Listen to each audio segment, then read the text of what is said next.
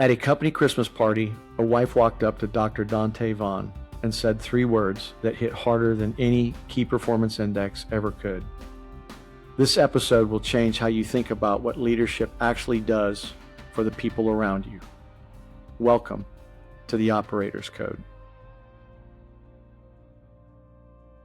Dr. Donte Vaughn, thank you very much for joining the podcast. When I went through your bio, it's pretty obvious that you have spent the vast majority of your career focused on leadership, its dynamics. One of the things I find interesting, because I deal with a lot of small companies on my side of the business, is I've always said that the culture of a company always somehow seems to take on the character of the person leading that company. And when you're dealing with smaller companies, in a lot of cases, it's very mercurial because you're going to get radically different people leading these entrepreneurial organizations. And sometimes it's great, and sometimes the organization almost seems schizophrenic because the leadership is somewhat that way. It's very scattered. You feel like you're playing whack-a-mole. And I know in your career, you spent a lot of time, both in your current role as the president of LightPoint, but also in previous roles, working with companies to improve their culture. But ultimately, that really boils down to helping the leadership be better at leading. And I think leadership is, while it's amorphous, it's hard to understand. When you see good leadership, you know it. And when you see bad leadership, you not only know it, you feel it. That's right. So, what got you into this sort of line of work, this working with culture and leadership? Ironically, early in my career, I was focused, and I've worked at every level from frontline all the way to executive leadership. And I've always had a personal knack for connecting with individuals. And I've often found myself in leadership roles. I always say I was a really good follower as well, right? So you have to be a really Mhm. effective follower to be an effective leader. We can get into that. But where I really started to put a lot of emphasis around organizational leadership and people and culture dynamics and all those things really started in process side of business. I worked in an operational capacity early in my career. I was in roles where I was more responsible for driving systems and processes in business. But I recognized through that work you can have the greatest tools, you can have the greatest systems and processes, but leadership effectiveness is always at the heart of successful or unsuccessful outcomes in business. Right? And I wanted to unpack what makes people really effective at leading. What makes me effective at leading or ineffective at leading? What are the intricacies and how people come together? And it comes down to how leaders engage, how they interact, how they make decisions that drive performance outcomes. So if that's the case, well, there has to be some science behind this, right? It can't be arbitrary. To your point, leaders come and go. They shape an organization's culture. So how do we get after that? Because if we can address that, now the opportunities that come from enhanced systems and processes are far more optimized when we can address the leadership effectiveness. So I went down this academic and professional journey of getting closer and closer to understanding and impacting organizational leadership effectiveness. And that's the work I do in my current practice. Was there any one role that you were fulfilling that you can point to and say, this is where I had this seminal event in my aha moment of understanding that it didn't matter how good I was at driving the operational piece of it. If we can't drive adoption or we can't drive commitment, all the work almost doesn't mean anything. Can you point to something in your career that Yeah, one event? yeah, I'll point to two. I'll point to two. And the reason why is there was a point where I was less of the strategist and more of the executor. And that was earlier in my career. I worked in retail operations. I was on the merchandising and logistics side of a major retail brand, and I had multi unit oversight. And part of our responsibility was to drive receiving and merchandising of this product. And I was in my 20s. I was tasked with this considered kind of mid-level leadership role, but it was rigorous. It was manual. It was, 3 o'clock in the morning shifts, startups, and all the things that come with that, and merchandise before the store opening kind of thing. And recognizing that and receiving feedback that it what drove people to want to do the work had more to do with how effective I was as a leader than it had to do with anything else. It wasn't about waking up 3 a.m. in the morning or not. It wasn't about, how streamlined we were, even the pay rate. It was when it was an employee survey that was deployed and the leadership solicited input, and the drivers and really the consistent theme was centered around my leadership, effectiveness or ineffectiveness, that made the difference in their experience and made the difference in if they showed up every day. That was a pivotal moment for me early in my career. And I'm talking, I mean, I was still partying. It was Okay. party, sleep for an Yeah. hour and go. Now I fast forward. Now the next really critical phase or epiphany around my impact at the strategic level was actually working in more of the system and process consulting. I was a relatively new operational consultant. I worked for a global consulting firm, and I recognized that we were putting so much emphasis around the different systems and processes in the business, but yet we weren't seeing the pivotal improvement. It wasn't until we started focusing more on leadership skills and competencies that we started to see the KPIs. So no matter everything we were implementing and trying to push and drive, follow this system, follow this thing. And that was where I really recognized. And I will tell you one specific moment. There was an employee event. We had been in the business for a while, but they were allowed to invite. It was like a Christmas event, and they were allowed to invite their spouses and children. And I'll never forget when there was a wife of one of the leaders that I've been working with directly, and she came up to me and she said, You're I wasn't Dr. Vaughn then. You're Dante. You've been working with my husband." And I said, "Yeah, yeah, nice to meet you." I'm thinking it's all right. She said, "I just want you to know that the coaching you've been giving him has translated to our experience at home for me as a wife and for my kids. So I want to thank you for that." And that was like, Awesome. whoa. That's about the highest praise you could ever hope for. It wasn't the CEO or the director or the VP saying, "Great, our KPIs are improving." Of course, we were getting those accolades, but it was the wife coming up to me saying, "My husband's better and he's a better father because of what you're doing." That's when I said, "Oh my goodness, I'm setting out on this mission because if I can do more of this, I can be a catalyst to this level of impact. Okay, this means something." There's a couple important things I think you mentioned. In your first example, you talked about the this sense of direction, and I want to call it shared mission. This idea that it didn't matter how good the processes or systems were. What really mattered was the buy-in of the people whom you're leading. So that sense of aligned mission, and I use that word pretty specifically for a reason because it doesn't mean it has to be 100% buy-in, but you've got an alignment some way, Yes, somehow. You've connected with them in a way where they begin to understand that their success personally is also tied to the success of the operation, of the spot on. mission. And that's the first thing. And then the second thing I think that you really pointed out that for me is so critical is that your place in an organization is only a place or mechanism for you to impact people's lives. And real leadership doesn't just affect the mission, it literally affects the people whom That's you're right. leading and the lives that they lead. That's right. And what high praise to get from the spouse of one of the people whom you're leading. I mean, that had to have been incredibly I don't know, personally fulfilling for you, that sense of Absolutely. yeah, because in Uh, the end, in this world we live in today where you think about the most important thing that we really do in almost any mission we do is we're here to serve others, or serve people.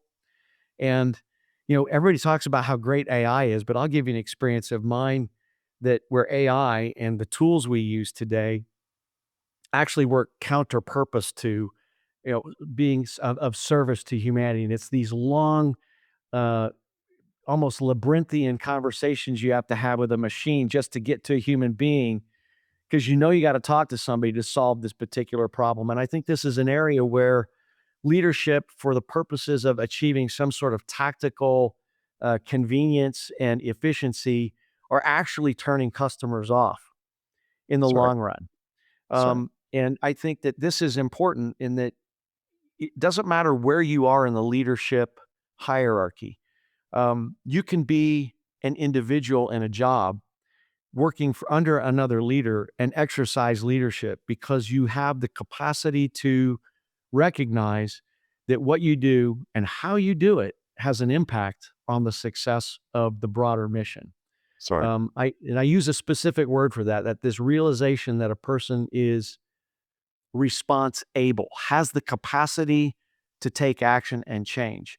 And Right. what's interesting in this last example you gave is that this husband took these lessons that were obviously for execution and accomplishment of a business mission, but then recognized, wait a minute, these are applicable for my role as a husband and a father.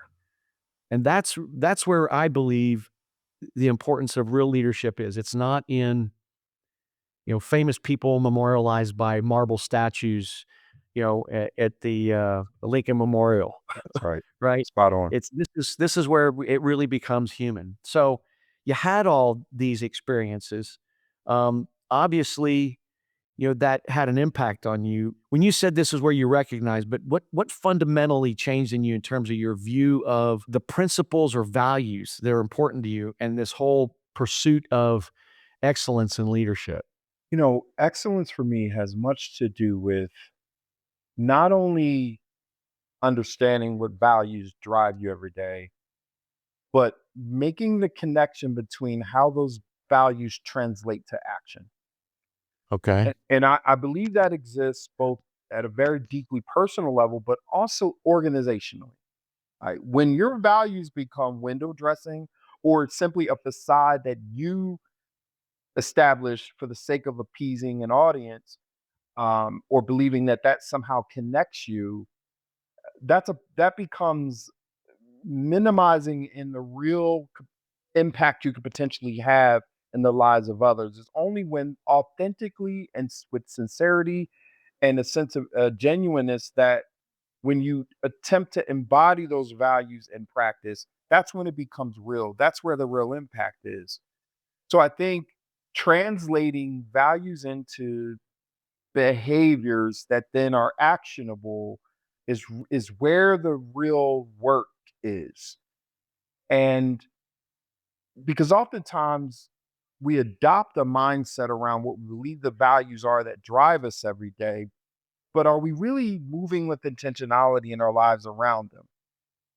And I think that having a capacity to connect what those behaviors should be and how it translates and how I show up every day and to and with whom, and having some accountability around what that looks like, and am I being really good at it or not? Oftentimes we yes, there are some general standards of what it means to lead effectively, but then there are those nuances that really become the catalyst of real impact. So I think uh, playing a role where I can help people make those connections and then make it tangible for them, and serve in a capacity to drive accountability. I think societally, individuals are afraid of accountability. We're afraid of what it means when we profess what our true values are, because either way, they're going to show themselves. And and then how do we go about practicing those values and being held accountable when we don't live up to them, right? So I see a much of our work to have to do with helping make that connection and driving accountability and around what that looks like in practice and in reality. I think that's where a big motivator for me is, because ultimately that's what's shaping your outcomes, whether you acknowledge it or not. Well, you've really touched on some, and you even mentioned societally. And there's some key things here I want to highlight because one of the things I talk about, if you want to truly be free as an individual, you have to first recognize that you are responsible. I've used that word once before, but what that really translates to is you have agency. You have the capacity to act. And then the next thing you talked about is accountability. And that is the willingness to make the payment, that you are willing to make the payment for the choices that you're making. And until you do those two things first, you'll never really be free. You will never achieve liberty because you will always be a slave to the dragon of pointing the finger somewhere else, you know, of it's really not my fault. It was circumstances out of my control. And until you come to recognize that you own every thought, every word, every feeling, every deed, and really own it, and have the capacity to be humble and admit it when you've made a mistake, and be humble in recognizing that, hey, everything you talked about was right. It doesn't matter. There's a degree of humbleness that comes with that, but also a capacity for, I don't want to call the word compassion, but empathy, for understanding that every one of us has to fight this battle on our own. These are not lessons that you can necessarily teach. You can create an environment, you can lay out a sets of examples, but ultimately, this is a this is an unteachable lesson that only can be taught through ultimately experience. You don't know what heat is until you've reached out and touched the flame a little bit. And that's interesting because I'm having conversations with other people around this notion of some sort of second Bill of Rights. And the founding of our country was built by men that thoroughly understood that when they wrote the Declaration of Independence, they pledged their lives, their fortunes, and their sacred honor to each other.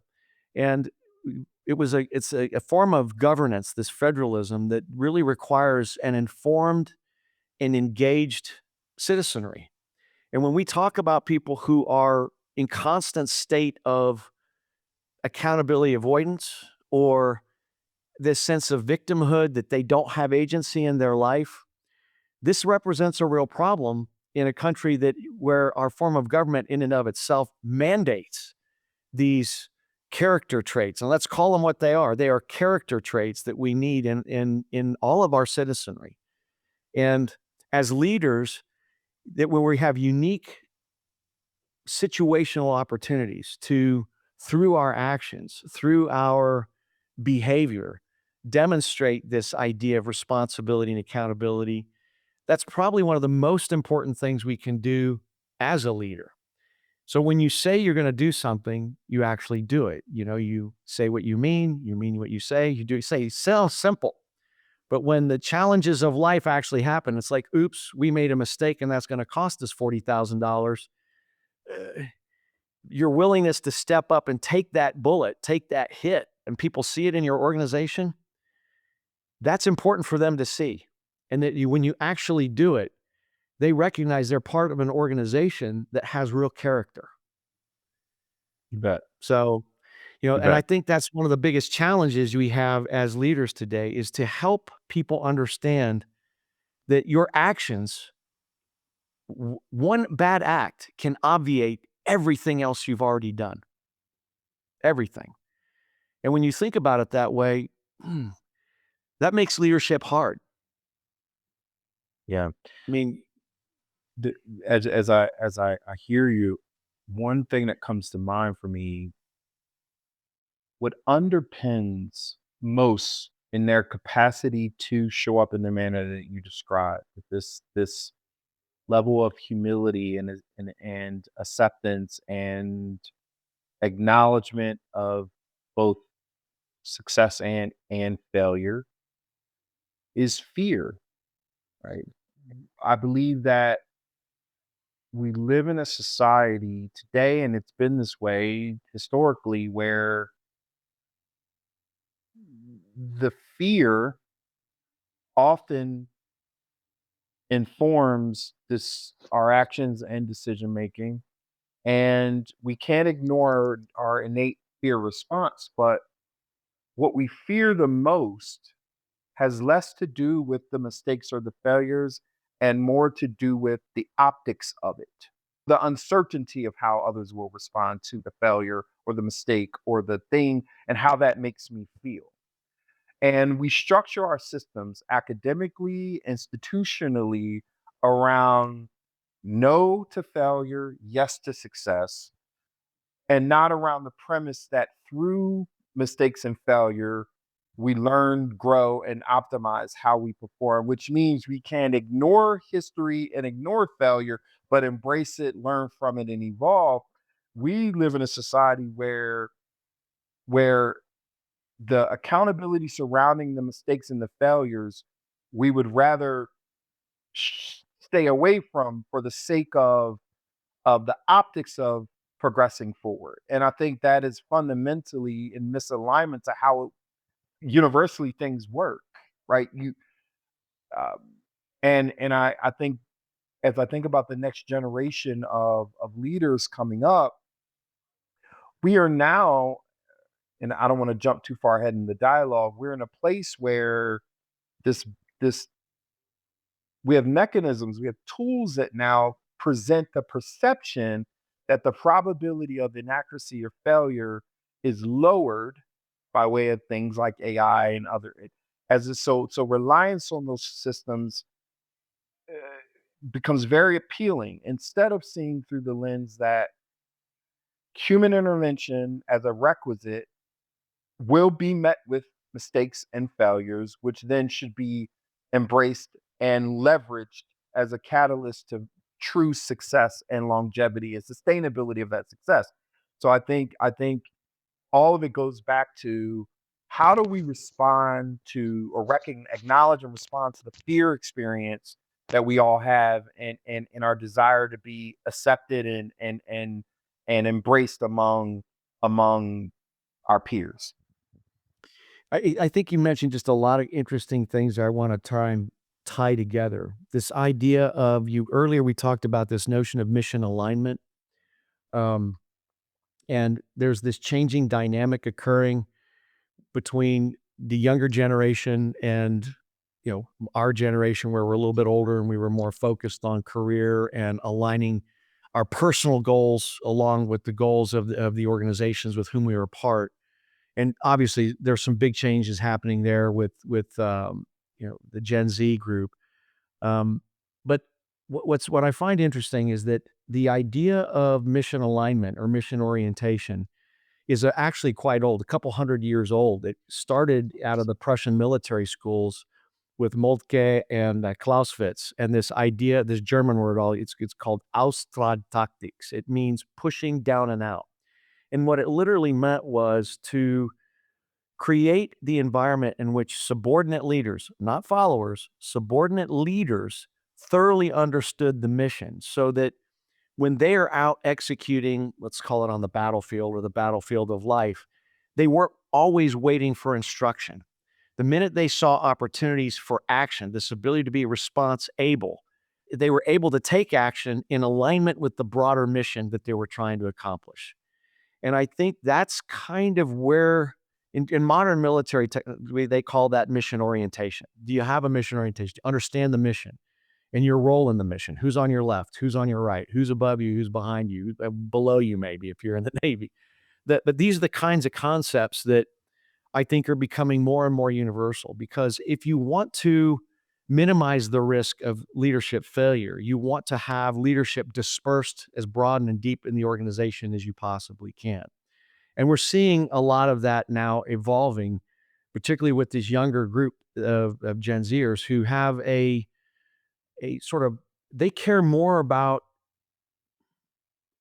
overall quality of life. Let's call it rounding the wheel of their overall values than, let's say, the baby boom generation had, which was much more focused around career success at all costs and those kinds of things. And what that means is, as leaders, we have to sort of figure out how do we have the courage, and that's one of the to be able to entrust, to push that responsibility down out, knowing all along that you're going to own their mistake as much as they own that mistake. And I know I have personal experience where I had a young associate working with some tools that are very automated and things happen very fast. He double processed a set of orders and it cost us about $30,000 because I had to pay for that second set of orders that wound up getting Sure, shipped. sure.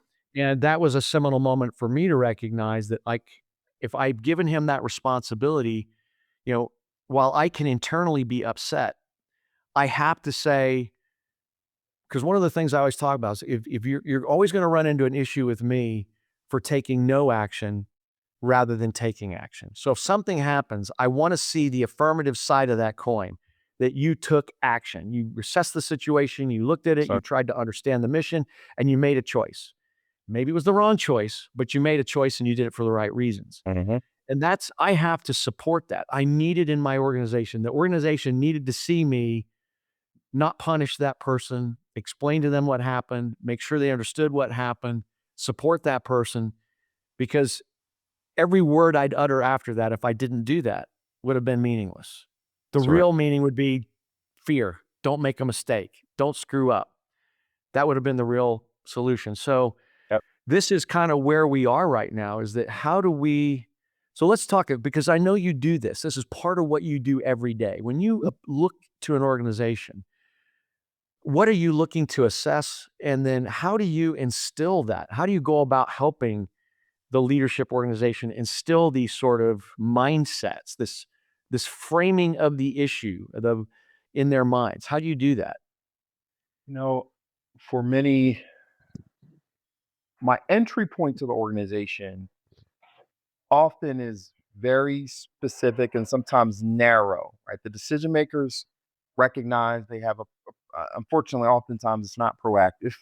And Mhm, there's an issue or a challenge at hand, and then I and team members are brought in to address the situation at hand. But oftentimes, what happens as part of our assessment process is we want to understand top down and bottom up what are all of the root causes of these circumstantial issues or challenges facing your business, some short term, some long lived. And as part of that evaluation, to your point, when we talk about are we mission, is everyone mission oriented? um, is there a clear mission? Well, purpose, vision, mission, and I said it in that order. Are we in mhm, alignment, as you said, to earlier, to what that is? And not only do we have a capacity, is there clarity around the strategies that help us realize the mission? And those strategies may look different cross functionally across the organization, but do the leaders, just because we all have defined what the mission is, and maybe there's some measured strategy around executing or realizing that mission, do the leaders have a capacity to, from a skill, competency, and psyche, to actually take the steps necessarily, apply the appropriate action, and do they have the latitude, to your point earlier, when the failures are made, to recognize them, acknowledge them, and be supported in and course correcting? That's all a part of the assessment, because oftentimes organizations will believe they've defined expectations, they've defined the mission. There's no alignment around strategy, and they've never validated that the leaders actually have the true capacity to deliver or to execute, which often means mobilizing others around them to do that. And there's always some measured gap somewhere, either in skill or competency, or in the tools that equip the leaders to actually be able to execute accordingly, or oftentimes, and the misalignment between what the vision was to be accomplished as an outcome versus actually the factors that truly influence that. And so we have to do a lot of work top down, and recognizing that at the senior most executive level, here's where you failed. And yes, we're okay to say we failed. Here's how we learn from it and course correct, all the way down to the front line. How do we create this culture that understands that we have to be humble enough as an organization to accept we don't we missed the mark here, and we haven't set one another up for success. We've lost accountability. We're down the ladder now, and we're in some state of blame or wait and hope, and we gotta pull ourselves up the ladder, right? And that's much of the work that we will find ourselves doing. So then it becomes this oftentimes a personal journey for leaders and organizationally. And it doesn't always point to just a individual or individuals. It's also the systems and processes that support. Right? We can't forget that if I've never established a cadence or around how I communicate organizationally, then I am putting more autonomy on my leaders to drive what that looks like. Have I vetted or validated as a senior leader that they have a capacity to do that? Otherwise, I have to own that I never put any systems around it, right? So there's a lot of that dialogue as well. Because I find at the senior most level, there's a lot of, well, I expected this individual to show up this way because they told me they could or they can or they have. But also to oftentimes leaders' capacity is born around the systems they came from, and it doesn't mean that that actually mirrors or models what you wanted or expected. They just articulated, hey, I know how to do that, but on built on a system previously. Have we ever as leaders, senior leaders, aligned what we expect and established systems and processes around it? So there's often these things that I'm navigating with organizations to really assess, have we created this leadership culture by way of putting the right foundation and framework around what that should really look like, not hypothetically, but practically. Well, I think this is another really interesting thing to talk about. Particularly where we are today and where we're beginning to have such highly evolved systems and processes where we're actually embedding process in technology. We are actually sort of driving out uh, almost behaviorally in an organization by the way we implement process through technology.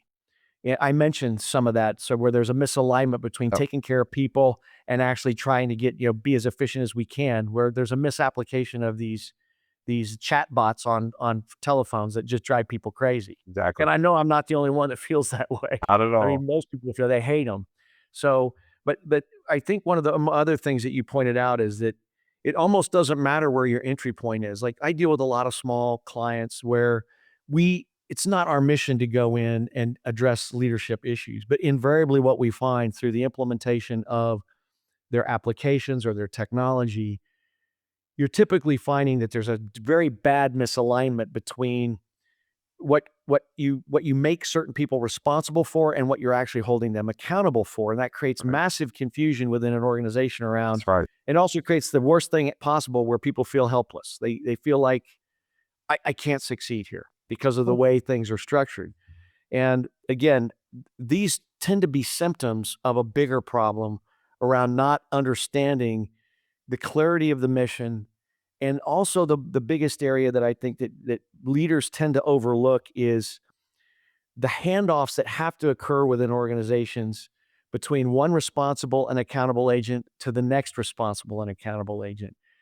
When you look at most organizations, particularly larger ones, they design jobs and descriptions and functional roles much like Legos because they almost have to. It's like I got to be able to have certain capabilities, education, yada yada, and that they try to package it like a Lego. And unfortunately, one of the things that happens when you build organizations like that is that the people who fill those roles are trained to basically understand within this box, this is what you're responsible for. that's right. This is what you do.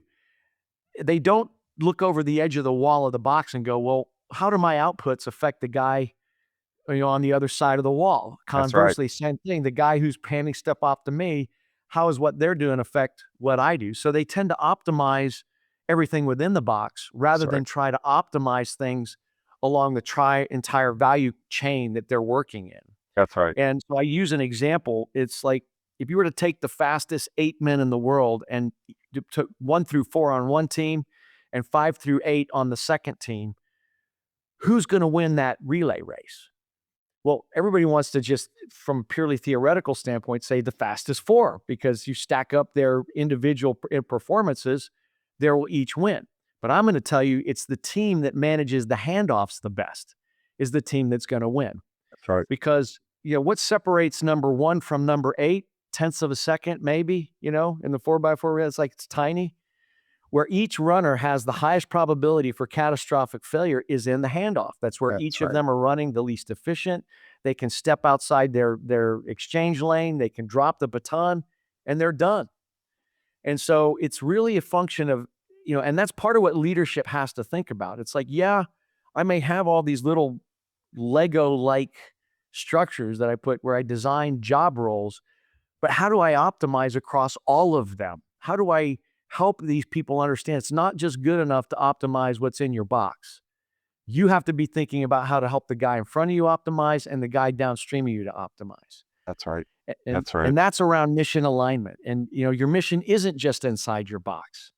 It's everything. That's And right. that's where leaders tend not to, at least in my experience, they tend not to work across the boundaries, the organizational boundaries. And this is not just within their own organization. This is about having the clarity of who and what you are as a company to be honest with your suppliers and your customers That's right. and your willingness to adapt to help the whole, well, let's call it ecosystem, be as efficient as possible. Has that been your experience as well? Oh, hands down. I mean, I've used the analogy. I said we're one big train, and we have all these train cars. Every organization will have a steam. If we're a steam engine, we'll have the engine car. We'll have the fuel car, and then we'll have the cargo. But most organizations pump resources, time, and energy into the engine car and the fuel car. But at the end of the day, the true mission is built around carrying all this cargo. And one cargo impacts the next cargo, impacts the next cargo. It doesn't matter how powerful the engine is, it doesn't matter how much fuel you have. While those factors matter, at the end of the day, the connection of all of those cars in a train is going to make or break your mission of getting from point A to point B, and where the brakes are or the risk of braking, oftentimes we lose sight of, and there's no accountability to your point around what the car in front of us or the car connected in front of me or the car connected in back of me is doing. So a lot of organizations don't address both the mindset and understanding that one car, the car in front of you and the car in back of you is just as important as what's happening in your own train car. So that's a mindset as much as it is, have I built the systems to vet the connections between those cars are stable, the needs are being met across the board, the resources are being balanced across the board. And to your point, oftentimes a lot of our work is addressing any or all of those factors to ensure the train can keep moving. And when you talk about value streams or what's happening upstream versus downstream, a lot of the conversation becomes you've pumped a lot into what's driving this train and the fuel, and you've lost sight of the implications, even to the extent that you are so front loaded that the capacity for these other cars to bear the weight that transfers downstream has been impacted, right? So all of those things become a point of the conversation. And you can imagine, depending on the size or scale of an organization, that's a significant gap to fill or a much smaller one. But nonetheless, it has to be the most effective and efficient organizations understand the implications upstream and downstream and all the factors that influence their ability to keep the train moving and the pulsing along the way. But it's an endeavor that it's hard to convince organizations to make the investment in where there's fractures in the connection between the cars or within the car itself when the train is moving at 600 miles an hour and they're profitable, Yeah. Well, I right? think one of the And key things here, and I spent like a good part of my career in the military. And one of the things the military does is they spend a lot of money and effort on leadership training. I mean, at all levels, whether it's at the NCO level or the junior officer right, level, they spend a lot of money. And because they recognize the importance of, you have to have leadership at multiple levels because you never know when you're going to be the next man up. You might be a company commander at one point, and if you're on a battlefield and the battalion commander's gone, the most senior captain has to take over. And that means that next there man has up. to be thorough understanding throughout the organization at every leadership level, not just what your mission is, but the mission of of your broader, or if it's like if you're a squad leader and you're part of a platoon, you have to understand the mission of the platoon and how your role as the squad leader in your particular squad fits in with that bigger, and it just keeps growing that way. And Mm, but that mm. requires a really disciplined approach and understanding that leadership is not just some amorphous thing that sort of either happens or doesn't happen. You either build it into as a competency set of the organization you're building, or you don't. And that's really, I think, the most important thing I want to address in terms of the organizational piece of this is that it's either something that you see foundational to the success of the organization, or you don't. And That's right. if you don't, That's right. woe be unto you, because failing to plan is planning to fail. And if you don't have good representative leadership at every level within your organization, it's difficult to have a truly mission oriented, or I mean, you can at a small level, that's very flat, smaller. But as you get bigger, it's more and more incumbent on leadership to push leadership responsibilities down and out in a way that help the organization be resilient and dynamic in terms of its ability to respond to ongoing challenges that'll happen day in and day out. They're features of life, not, That's right. accidents. Let's That's right. shift this a little bit now. We talked about sort of your role and the things that you do. We've talked about sort of leadership and history and a couple different examples, but you're now sitting at an interesting place, both academically in what you do, and both and pragmatically in your everyday exercise of helping companies build these better, more dynamic leadership teams. Let's talk about the changes that are occurring right now. We're living kind of in a seminal moment in history where we're seeing a massive demographic shift in terms of, births per family, or populations are shrinking dynamically. That has an impact on the workforce. I mean, when I was growing up, businesses, there were so many young people entering the workforce, they had the upper hand. And Yep. organizations aren't going to have the upper hand, from this point forward in the next 20, 30 years. There are going to be fewer and fewer workers replacing us. We're all going to live longer. How is that going to change the organizational dynamic?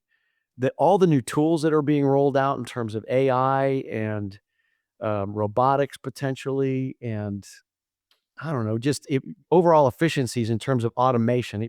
Disregard AI. Let's just talk about simple automation. How do you see when you walk into organizations? What is the weight that when your leadership that you're working with saying, well, I've got all these process related human issues, and I've got potentially all these technological solutions. What's my balance? How does that work? How are you addressing those as you work through your organizations that you're supporting? You bet. What I've found is this convergence of an organization's desire to remain at the forefront of their industry and of their industry and their practice through technological innovation, while still trying to maintain execution in its current state, and with a direct implication both in those organizations who almost abandoned historical approach to how they're leading their business with their people management strategy or human capital management strategy, and said, look, let's just dump everything into automation. Let's dump everything into streamlining through technology. Let's minimize our resources without any strategic evaluation or assessment of the true factors that were contributing to their ability or capacity to execute. As long as their product or service is impacting another human being, you can't all but abandon all of the human interventions or human centric factors that influence their ability to execute. But this appeal to realizing efficiency gains, yield gains, um, cost reduction has superseded their capacity to recognize that there are factors beyond the processes that have driven our operation. So I've seen organizations just all but abandon. I see more, we're trying to find a healthy balance.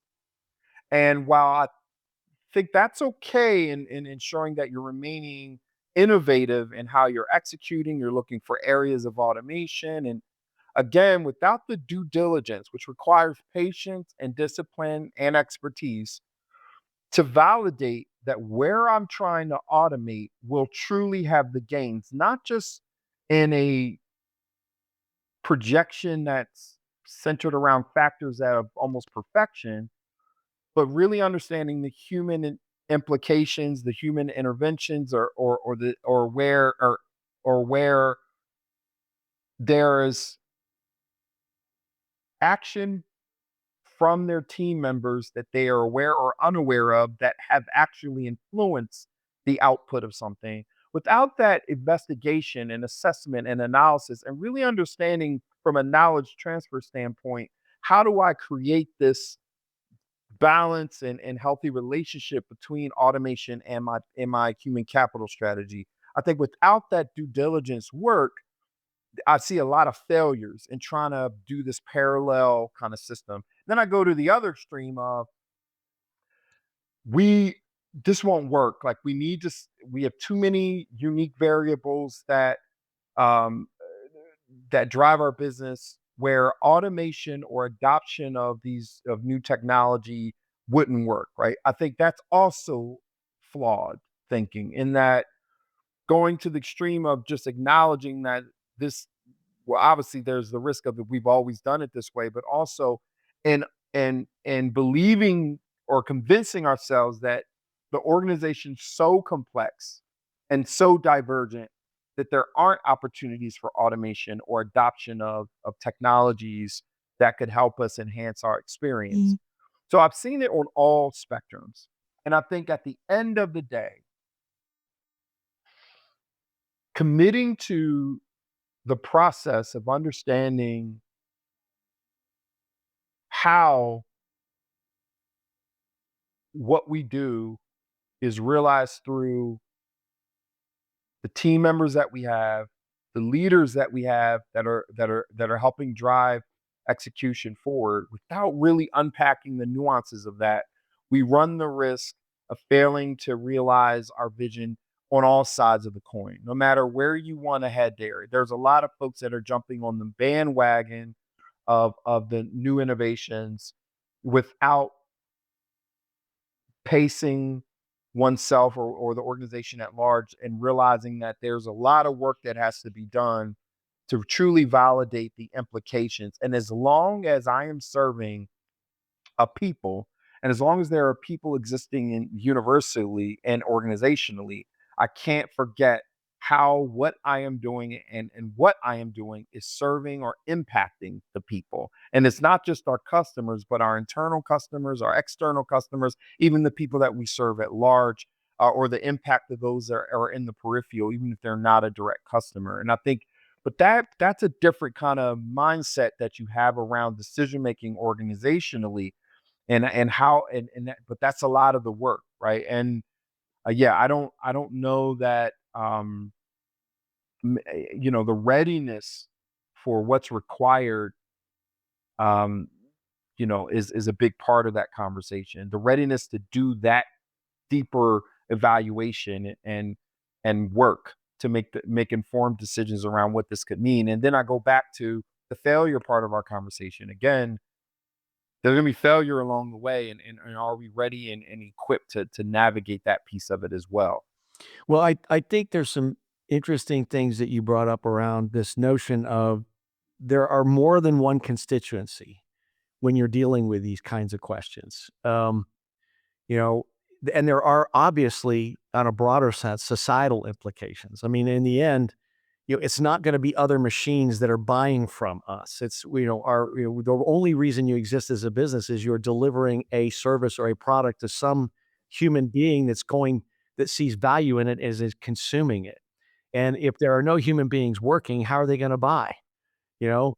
If we automate everything, and the other thing I think is interesting that you pointed out is the necessity to sort of understanding in detail, deconstructing all the things that are happening, some known, many of which will also be unknown. There's nothing so scary as about you don't know what you don't know. And there could be somebody sitting somewhere in your organization that has some little bit of tribal knowledge about something they're doing every day that nobody really knows that has a huge impact on the success of your business.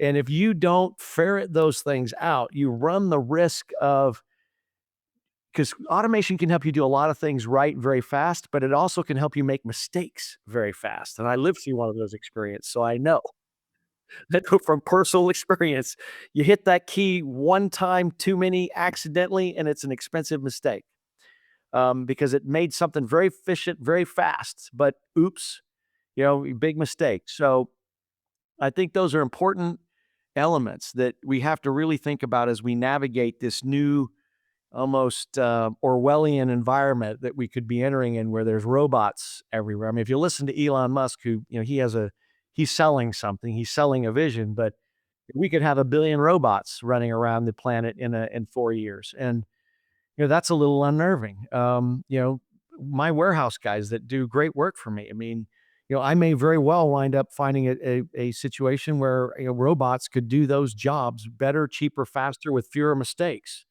Um, but is that the right choice categorically? Or maybe is there a mix somewhere in there? These are all things that, I have to navigate. I do think that some of the tools for AI and what we're doing today, the ability to work remotely, will actually help leaders if they're applied correctly and they have a good understanding of how to drive out mission orientation through their organization, that it will allow us to attract top workers who don't necessarily want to show up at the office every day, or who don't, feel the need that, like, I like working, at from midnight till 8 in the morning. Okay, there may be ways for future leaders to accommodate the best talent for things where they're trying to balance their work-life balance. Again, as we talked earlier, alignment doesn't have to be. When I was growing up in the workforce, you had to be completely 100% aligned with your company, or guess what? You weren't gonna work there because there'd be somebody else right behind you who would. But that's not the environment that leaders are living in today. Attracting the best talent and getting people to work is gonna be much more competitive because we're gonna have a much smaller workforce. So, I think there's gonna be a role for it for us, those who are leaders, to, you know, make wise decisions with the application of AI and robotics and things like that. But at the same time, that has to coexist equally with good leadership around the people that are there to support the rest of that business. And as I said, we can never forget that we're ultimately here to serve others, to serve our fellow human beings. So if you were to look at your experience, is there anything in terms of a leadership concept that you would consider a timeless sort of universal principle that, you would encourage young people to develop within themselves, that irrespective of the tools or the changing times, these are some key things that you have to think about and build within yourself? At the foundation of what we refer to as leadership, two things come to mind. Understanding that the distinction between management and leadership. Far too often, I see those terms used interchangeably. And I think it's important to understand and recognize that you can manage systems, processes, resources in the context of assets and things of that nature, but you lead people. And I think really leaning into what that means. And it's more of a role than it is a title.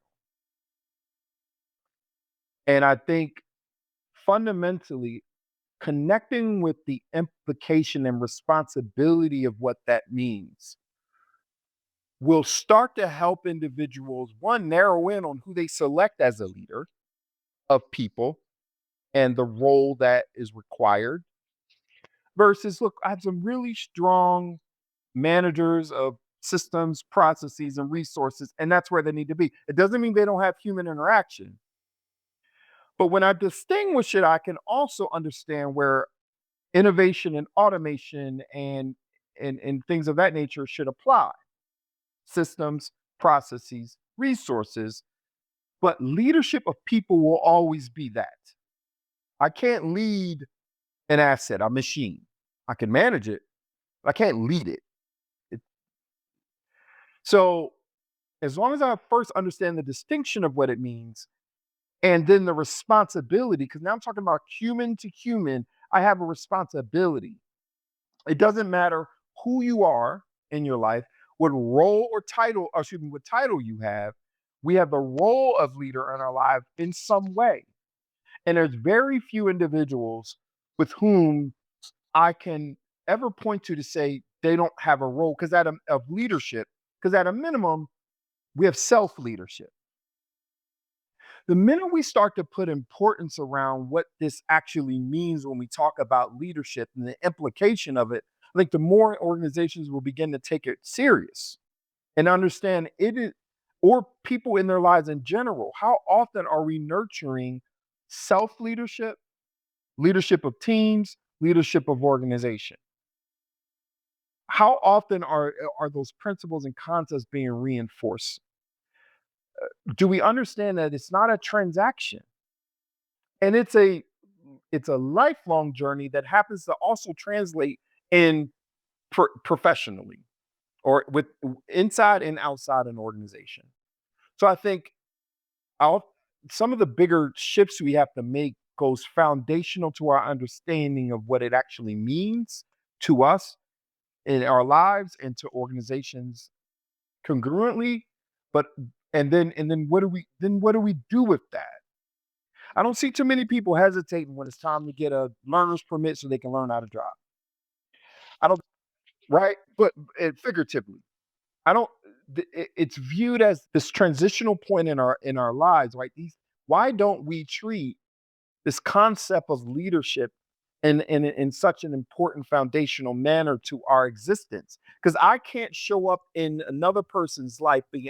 I can't even be effective in my own life if I don't understand the implications of what it means to self lead and to lead and to lead Well, I others. think this is Just this like you've right. really, So in my anyway, mind, hit the nail on the head here with this. This is when we talked about self-awareness earlier in our conversation, and this is where yes, I agree with you. I think we need to encourage this idea of self-reflection and self-awareness as a fundamental educational component of how we bring ourselves up as human beings. In that, you know, we should not be searching outside ourselves for answers. The answers are all inside of us. They're part of who we are and who are we becoming. Um, my mother used to always tell me, it doesn't matter where you came from. It doesn't even matter where you were going. All those things pale in comparison to as to who you are becoming. And that's the most important thing you need to think about. And we do not encourage that. We don't encourage it as part of our formal or informal educational exactly, process. I mean, even in a lot exactly. of ways, a lot of our ancient institutions like religion are telling you, hey, it's okay, seek absolution from outside. Seek, the answers are all outside. Come to me and I'll absolve you. Do this or that. And there's a lot in Yes, there where even our politicians are telling us, I'm going to fight for you. I've got the answer because that's easy. exactly. It's easy to abdicate the responsibility and the accountability of who you are becoming. Yes, And I think this is, yes, if I had anything to say about, what it means to be a leader is you first have to you have to take the lead role in your own life. You have to be come willing and on. able to accept responsibility and accountability first.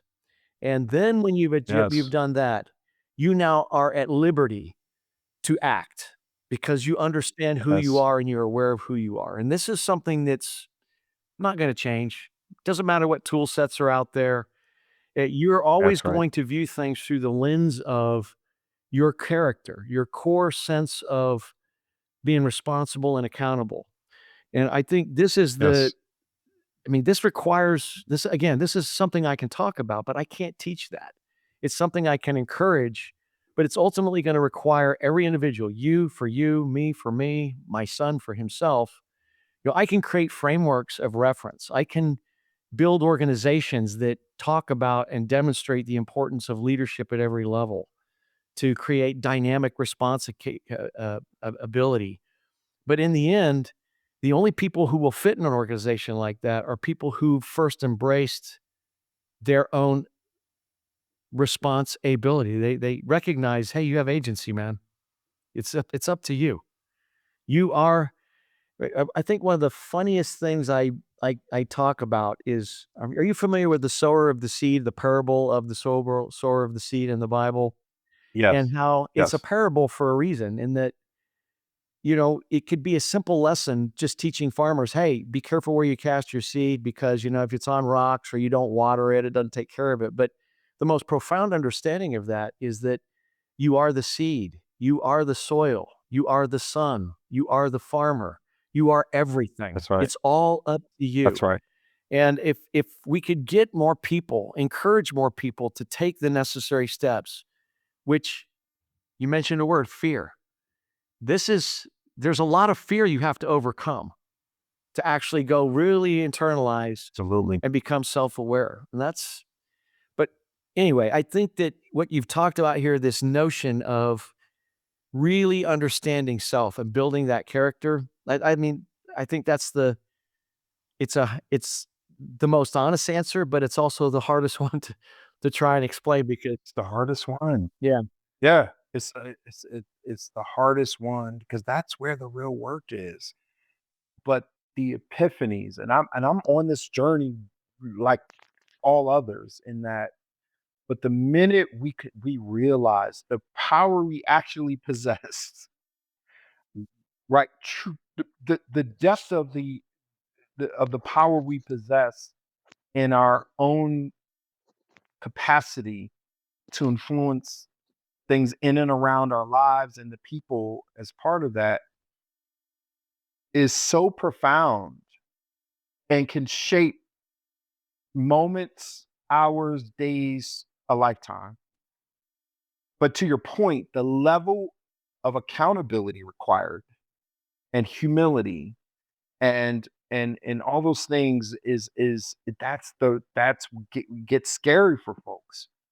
You have statistically there are individuals, I forget the exact number, but who I mean, sitting with ourselves for 30 minutes. I mean, we have a societal construct that everything needs constant stimulation, constant distraction, because even the sitting with ourselves for 30 minutes is difficult for some.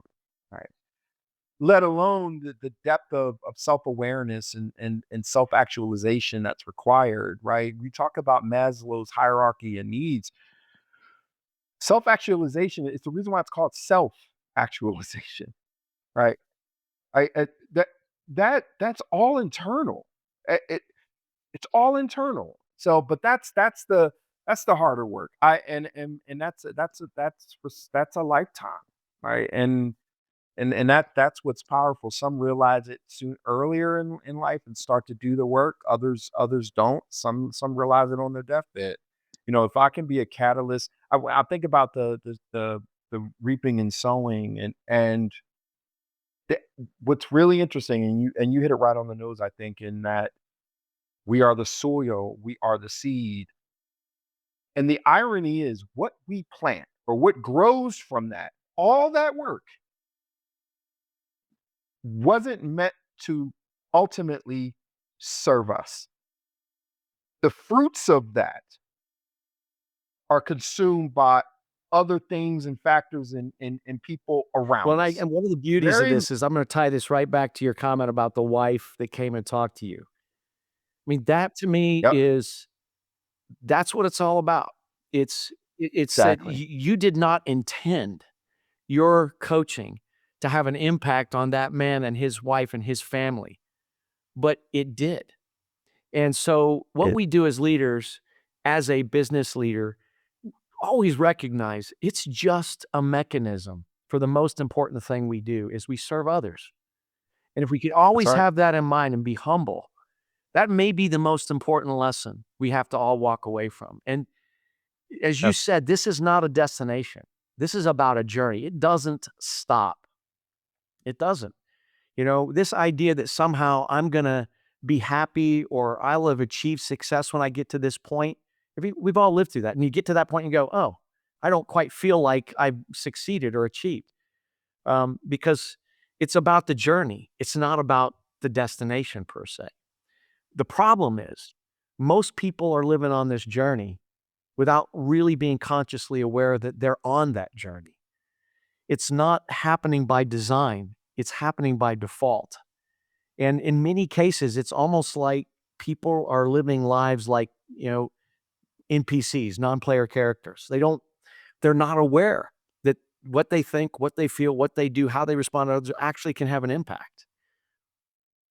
So, I think that maybe is the message we should just leave on, is that you have agency.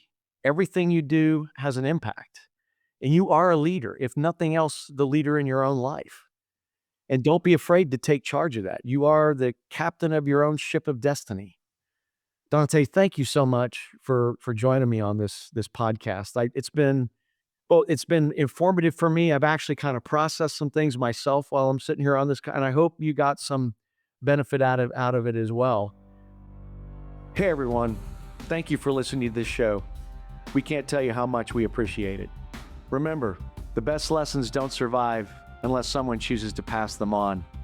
The code you operate by today isn't just building the leader you'll be tomorrow. It's shaping the organization, the people, and the legacy that you choose to leave behind. So be intentional about it.